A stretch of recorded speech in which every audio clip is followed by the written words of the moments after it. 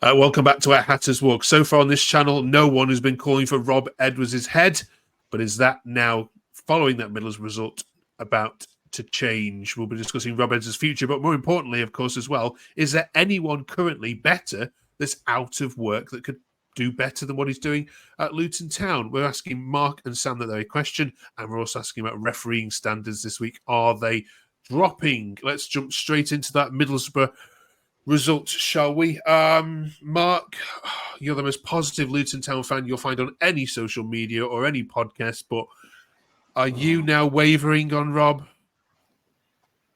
He on Saturday he just looked broken, and he's not been held by the players. They chucked him under the bus on Saturday with just a most dire performance. I think worry about his health, and for me, basically, is does he want to continue? What is the board taking it? I always said that it should be given till at the very least January to turn it around, but I think it's more does he want to, like, having to deal with everything. But I just think his body language and the press conference afterwards, where he says he doesn't want to be a divisive figure in the club. I think it's as much as what he wants as what decision the club might make. We'll come on to in a minute who else is there, because I genuinely can't think of anyone that would improve Luton as it stands at the moment. Sam, you haven't called for his head yet. Are you now? Yeah, I think it's inevitable that he has to go. I think. Why'd you say that now? I think just with as Mark said, his body language and his comments recently in the media suggest that his heart is not in the job any longer. Even if he seems to be taking a toll on him mentally, and it would probably be best for. I mean, one part of his job is to motivate the players, and the players are the least motivated I've seen them in a very long time for this club. And then tactically, he's making more and more errors. I think going away to Middlesbrough and playing a Walsh and Baptiste midfield, dropping both defensive midfielders in Kraus and the Camber. I think that midfield is very lightweight. Thanks, Sam. Mark, what did any players come out of with credit, apart from Kaminsky, maybe? I don't know. Did any players come out of with any credit from the Middlesbrough game at all? No, I mean, the first half hour we were competing and we thought, oh, this is looking promising, but no, it was just like absolutely dire, half committed, and the mistakes. I mean, basically, Middlesbrough could do whatever they wanted to do. The goals were conceded, were sloppy, and the confidence is I'd say is an all-time low. The heads just dropped, and Middlesbrough could literally do whatever they wanted. And there was, considering like 700 fans made that journey to Middlesbrough for a Saturday lunchtime, that should have been enough motivation to get a result. But no, I'm not going to single anybody out that came out of that game with any credit. I mean, Carl Morris came on and showed some fight and like tried to get everyone going, but by then it was too late, basically. Okay. The names on the sheet, Sam. These are just names that have obviously been linked with Coventry, but you've got Lampard, Schumacher. Who else? Robbie Keane, Lee Carsley, Nicky Butt, David Wagner. I mean, there isn't a plethora of good and employed coaches out there, is there? There isn't, and you would be taking a risk, but there is some flexibility. The first obvious options, but I think there's not a huge chance he'd be willing to come to us, is Mark Robbins, who's just been sacked, but he might want to break from football, or he might want to go to a bigger club. But of the ones you mentioned, I think did you mention Schumacher? I think he was someone we might.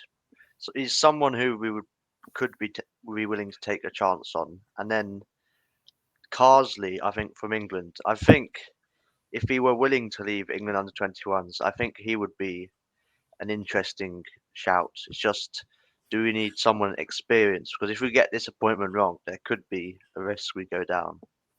Mm-hmm. I'm sure you've got far too much quality in your squad, haven't you, to even consider going down? And if not, then there's definitely 3 worse teams than Luton Town so far this season. Mark, what are the rumours on the terraces? Are you hearing people saying, "Oh, we should go and get him," or he'll come to us? Or what's... I mean, there's a lot of social media talk which I don't pay much attention to, and that everyone on social media is saying Mark Robins, but our profile of managers that we've gone for, Rob, Graham Jones, Nathan Jones, they're all young, hungry managers that it's more or less been their first job in management. And they don't tend to go for the seasoned managers. If you look at the sort of age profile of managers, it tends to be like the young managers under 40 as opposed to over 50. So I don't think Mark Robins would be considered. But like I said, and I think something Sam said about need to motivate the players. Well, if the players should motivate themselves. They shouldn't need motivating. And if there's people that don't want to be there, then pick people that do. So from my point of view, like you said, there's not a name that rolls off the tongue that would be a great fit, because it's also about how they fit into the club and how they fit into the projects that we're on. We're trying to fund a new ground, so there's not going to be chucking loads of money at new players. But I feel that if you stick with Rob, then they've got to back him in a transfer window and give him more options to strengthen the squad, because at the moment the squad's not pulling its weight, and we need to. But yeah, I think just see. I think if Rob has got the heart and wants to stay in the job, and he feels that he can continue, then I feel we stick with him, and just we can't get any worse than Saturday. It's impossible. So I think the players need to look at themselves after Saturday's performance and funny enough have 2 weeks now, 2 weeks rest to sort some things out. And I'm praying Reece Burke is fit. He's the best defender in the club, but we just need him on the pitch. Okay. The good news is you play Hull City next, and they are very, very leaky.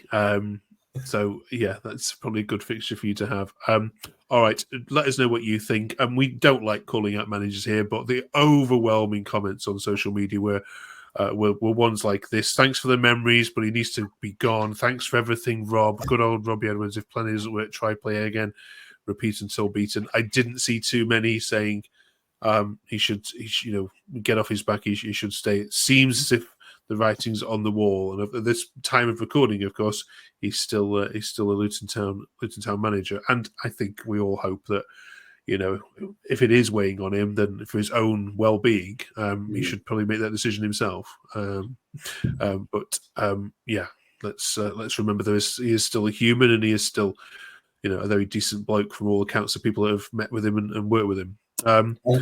Sorry, very lastly, Mark, just on that, some of the abuse from a small minority on Saturday was just out of order. There's no call for it to be personal. Yes, we're all disappointed, but he's just the nicest person you could meet. And some of the comments were just over the top from a very, very small minority. Yeah, well said. Yeah, unfortunately, they rear their head, don't they, in every club at these times. On to referees then, if we can, because there's been some absolute howlers in so many games over the last couple of weeks. I wanted to get your opinions on what's going wrong. Sam, as a Luton Town fan, do you think the standards going down? I know it's started from a bad place, but is it getting worse? I don't know if it's getting significantly worse. I always feel discussions about referees are a bit. They're not that constructive. There's kind of obvious, but there is a massive drop in quality from the Premier League referees to the Championship referees. One thing which I think they should improve, which admittedly is the hardest part of being a referee, is the penalty calls, because there are just so many clear penalties that are missed. And it is obviously a really hard part of being a ref, but there's some of the penalties they miss is just ridiculous, and some of them have actually. Well, I remember a lot this season, because we've been defending so much, have been in our favour. Where one of our, I can't really complain too much about this because it's obviously benefiting us. But one of our players will drag a player down in the box, and referee will ignore it. But there's been some against us as well where players push down in the box or handballs not given. I think more penalties more clear penalties are given in the Premier League compared to the Championship, which is lacking in that regard. Okay. What's the solution, Mark? My biggest thing, yes, I feel it's getting worse, but my biggest thing is two things really. One is the communication. The referee can't see everything all the time. I just feel they're not getting the support from the linesman. We've had some blatant penalties that the referee can't see, but the linesman can't have missed it, and they're just bottling making the decision. And the second thing is the inconsistency. Fine if you think that's a bad tackle and that's a booking, but be consistent during the game. Not let book one and let a worse challenge go. It's the inconsistency and the lack of communication. They're the two big things. And then when a referee has a bad game in the Premier League, he gets demoted into the Championship. So we get all the... Absolutely, yeah. They were saying that some Premier League, they had 3 experienced referees that weren't refereeing the game. You got the guy on the sideline and 2 at Stockley Park, whereas 3 of them could easily take a Championship game each. It's crazy. All right, thanks for that one. A bit of fun this week then, just to lighten the mood a little bit. It's been the American election, of course, so we've been asking this week, what's the biggest North American or South American influence on Luton Town? We asked ChatGPT, but they came back with absolutely nothing. They came with Gabriel Osho because he had, whilst of Nigerian heritage, his background included connections with American fans, believe it or not, which is garbage. So come on, you can do better than AI. Any American or South American influences on Luton Town? Well, we had Ian Foyer, goalkeeper, many years ago. He was 6 foot a lot. He was a big, tall keeper. I don't know what you class as American influences. We've had Jurgen Sumner. He was another keeper, not of any great standard, but the American links that I can. We've had a few American players recently. That's out of the North and South America, just United States players. We seem to collect a few. We've had Horvath, who, I think he's a bit overhated, but he wasn't exactly a great keeper for us, even if we did go up. And then we had Carter-Vickers. He was on loan, I think in the season we stayed up with, I'm not sure what season, but we had him on loan for a season, and he was brilliant. You could tell he was playing at a lower level, and it would have been good to have brought him back, but I think he's at Celtic now, but he was really good for us. Good. These are all good shouts, far better than what artificial intelligence came up with. Thank you, though. Can you better that? You know what to do. Drop us a comment below. Yes, I hope we're not having to call you back into the international break to discuss Rob Edwards' departure, but we may stand by. We may need you. Join us next week, of course, when of course we're looking ahead to the next game, which of course, as we mentioned, is against Hull City. which should be a home win because they are rubbish. We'll see you then to discuss all of that. Thank you very much for joining.